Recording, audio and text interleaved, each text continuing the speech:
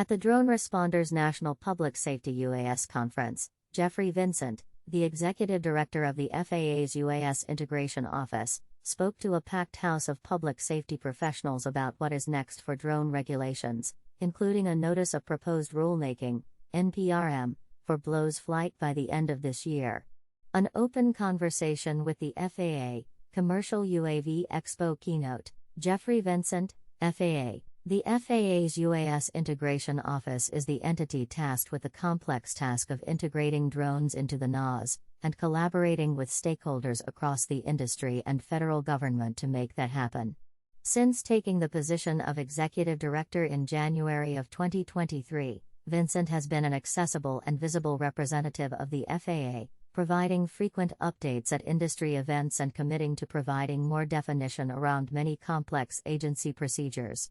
This morning, Vincent recognized the importance of drones in public safety. "We understand that drones provide valuable services," he said. "Drones can and will transform lives." He then went on to congratulate the community for their sponsorship of cooperation in the industry, which Vincent says is critical to bringing drone integration forward.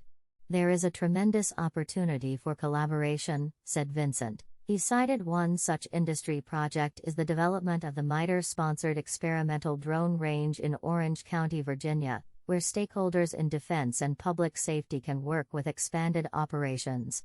BVLOS flight, key to drone as first responder, DFR, programs and many commercial applications is the regularization of flight beyond visual line of sight, BVLOS, without the added constraints of visible observers.